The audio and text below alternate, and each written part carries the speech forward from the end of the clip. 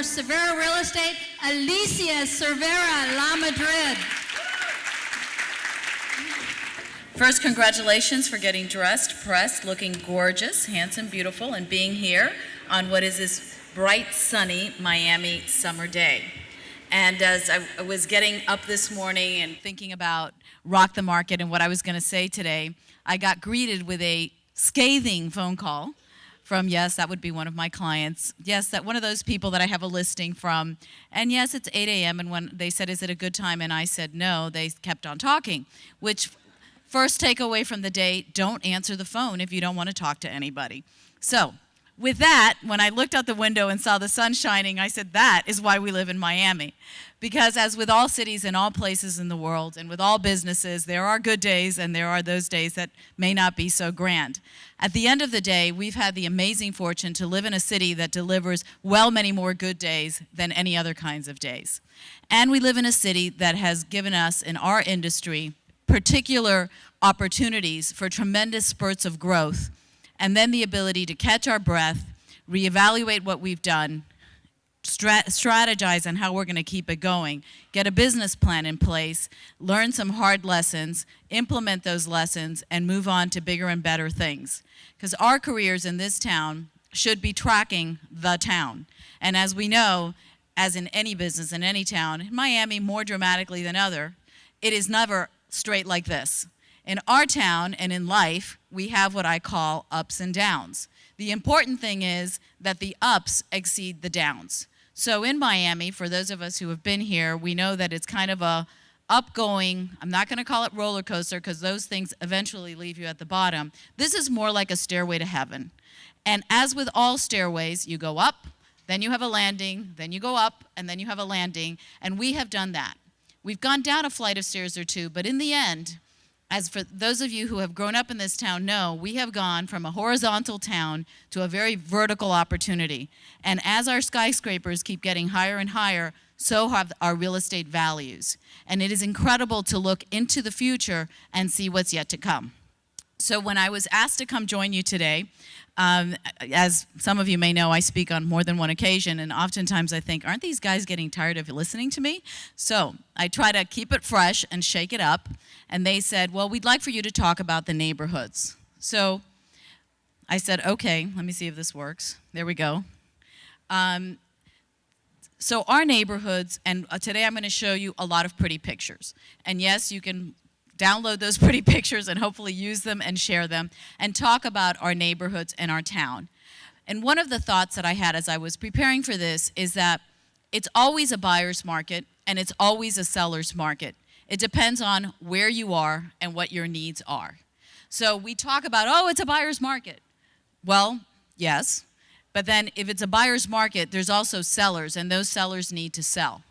So it's about an opportunistic market. And in Miami, we have a very opportunistic market because it's a city that's doing things. It's a city that's growing. It's a city that continues to welcome people here. It's a state that's growing. And if you were following Mo's presentation that had so many good facts in it, economically the city's growing, our tax base is mushrooming, and that creates opportunities for both buyers and sellers, but most of all, for those of us who are in the middle. Because we have opportunity on both sides, right? It's just figuring out how to leverage it. So here we are entering our majestic city, and look at this magnificent downtown that we've all built. And let's start talking about downtown. Because when I started selling Miami, I don't know, I was 3 and pacing lots on Brickell Avenue, so I started there.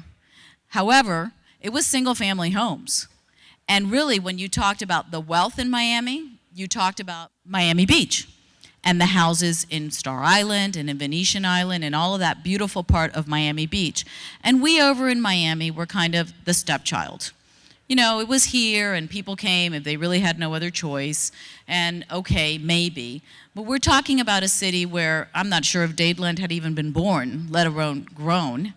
And Lincoln Road was in its, I don't know, first renaissance, starting its decline. I couldn't afford to go there, so it didn't matter much to me at that point.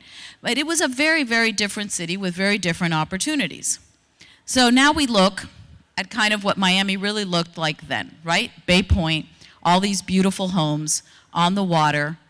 This was kind of the beginning of the city of Miami. If you were, if you couldn't go to the beach, then okay, you came over to the city, but you were going to hug the water.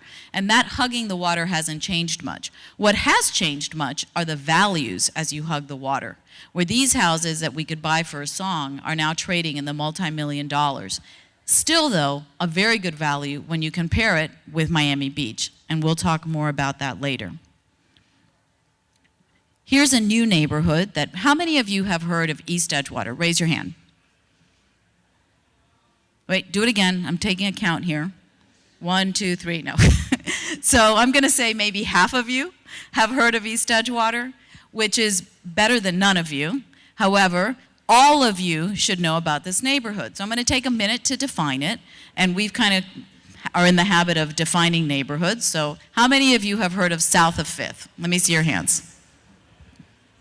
Okay, I think that's almost everybody.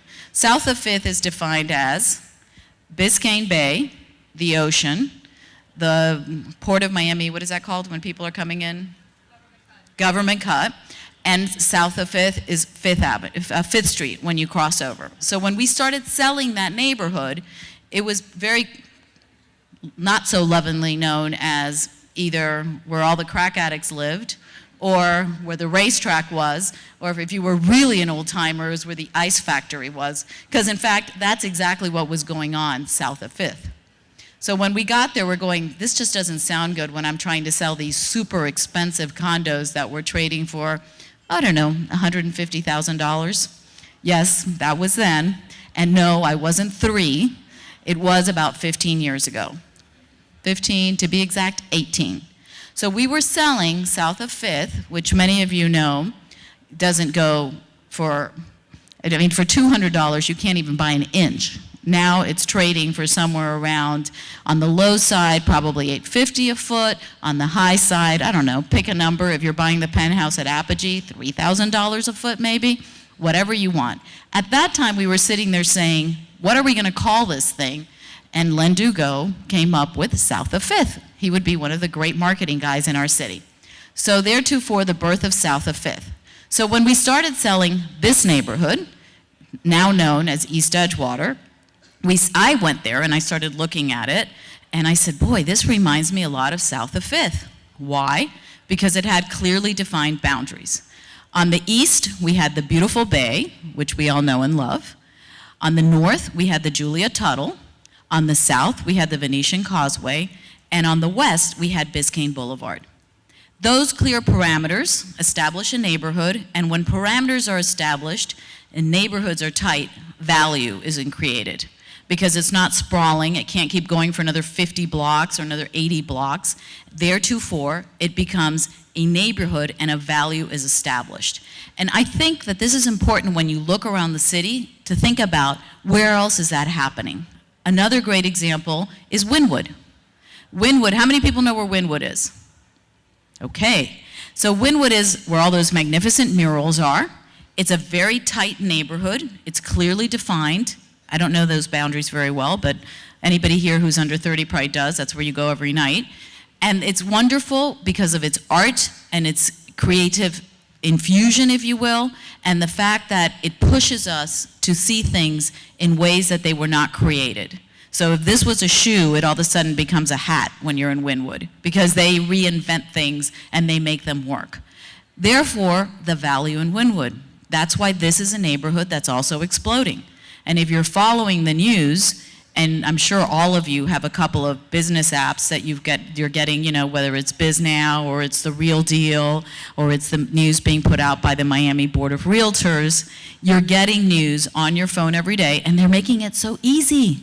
We don't even have to read all those articles with hundreds of words. Now we get headlines, and in 2 minutes, you know what's going on. And now you say, wow, I need to learn about this, or I want to know about that. And you can read it at your leisure anytime. It's an amazing thing that this communication and these editors that have realized that we don't have time to read all of their 5,000 words have figured out, capture it in a headline, and let me see what I can do with that. So this is, I think, one of the key things that you need to look for when you're looking at neighborhoods and when you're looking at opportunities. So now we are Who can recognize this just off one picture? See, not many, it's interesting. And that speaks to how much our city has grown. So how many people have lived in Miami? How many people were born in Miami and that was more than 30 years ago? Raise your hand. Born here. Okay, and I want you to look around because this speaks to how our city has changed. Now, how many people have been here for 20 years or more? Okay, 10 years or more? 5 years or more? 5 years or more, almost everybody should have their hand up, right?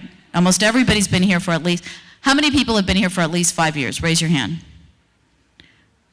Wow, so it's really not almost everybody. There's still a lot of people that are very new to the city.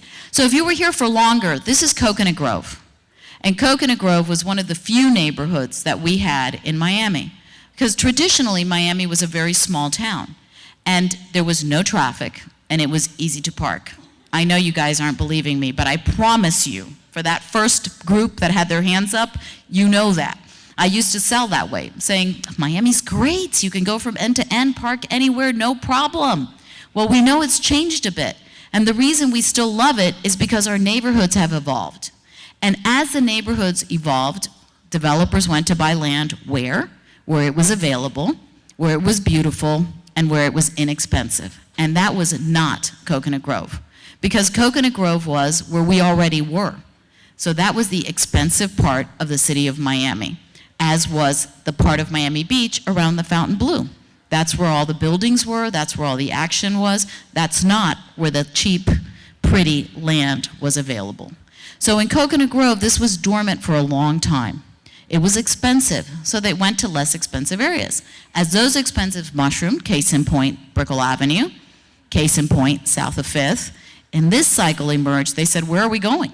All of a sudden, Coconut Grove was not expensive anymore. It had turned into this sleepy little town, and I remember when I started selling the building there, the two round buildings, or not round, but the ones that kind of move, Grove at Grand Bay, one penthouse left, 25 million. Sorry, I had to give a plug. If anybody wants a great commission, go there. I think it's 5 or 6, but at least 5. So when we started selling that, I started talking to people, and so I found what I found here today. So many people didn't know what Coconut Grove was. And it was a real aha moment for me when I understood that the city had moved north, and all of those people that had come to the city did not know the south end. So where we started there selling at $600 a square foot, now it's trading for about $1,200 a square foot, and that's happened in 4 years. This is opportunity in a restricted neighborhood that's well defined by boundaries. South of 5th, we talked about that and what was happening there. This is a beautiful shot of Miami Beach, and this is the Fina. When I started working in that area, I was selling a thing called the W, and I would go to that site every day, and I would find so I don't know if I can say this in public, but it was a tits and ass bar. Yep, that was what across the street from me. And I was trying to sell that for way too much money to be across from that.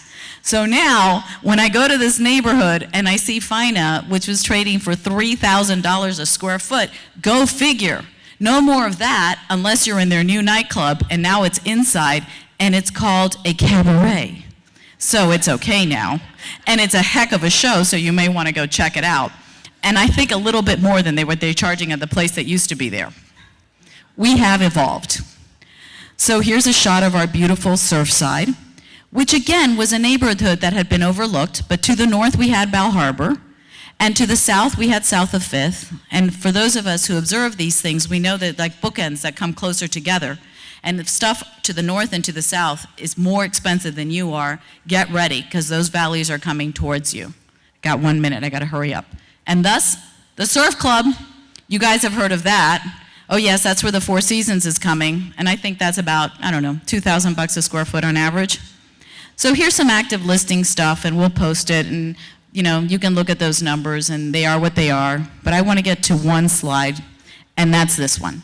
This is Miami Beach versus the city, pre-construction average prices and price per square foot.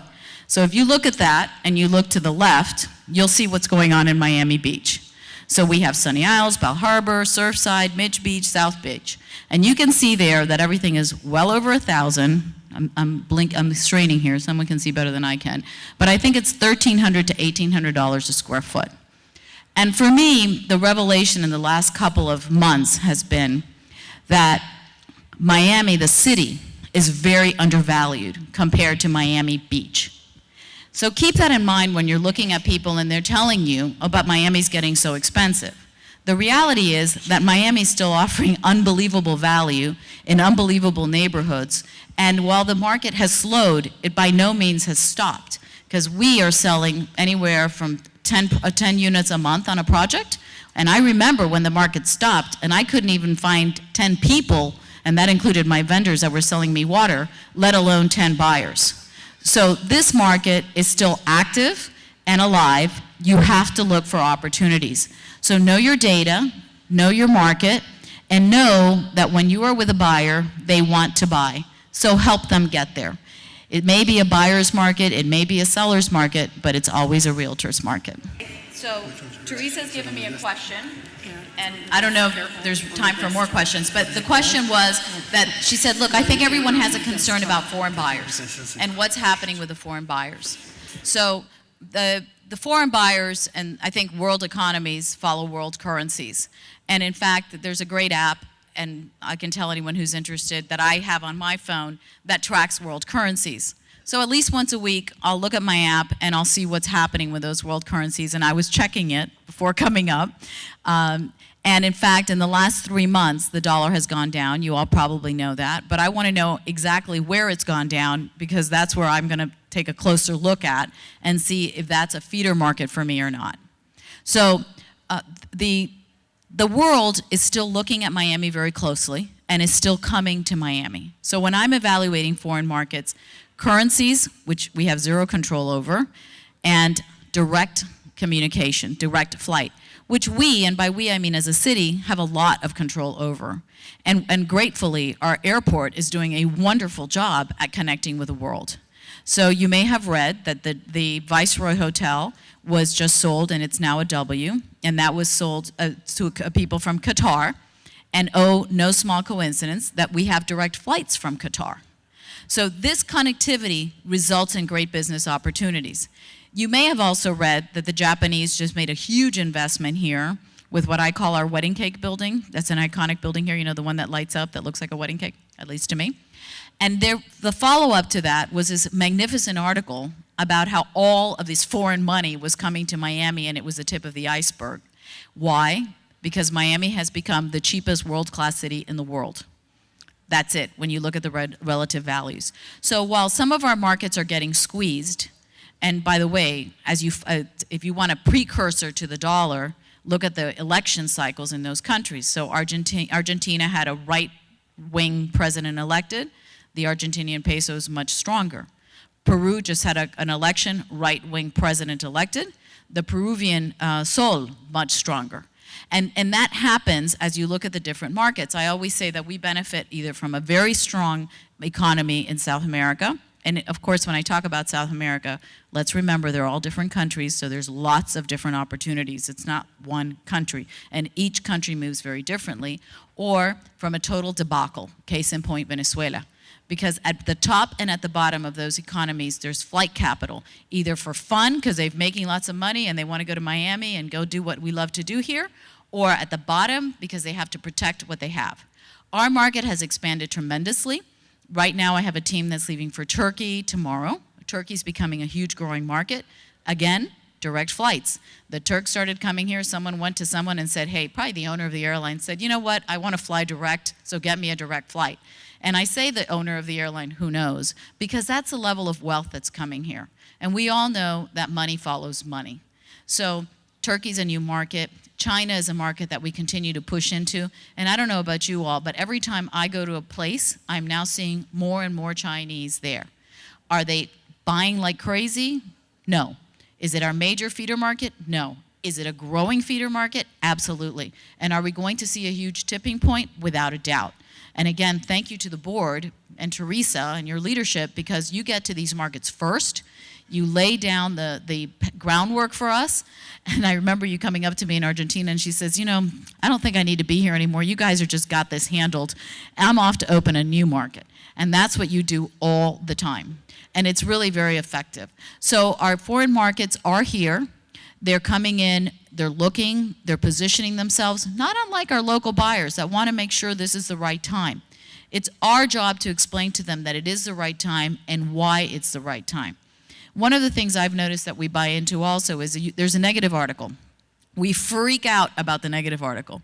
And then there's 10 positive articles and nobody talks about them. So one of the things that we're doing is trying to push out the good information, because there is a lot more good information than there is negative information.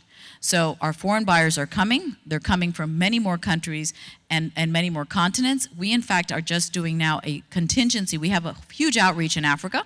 We're going to about 7 countries.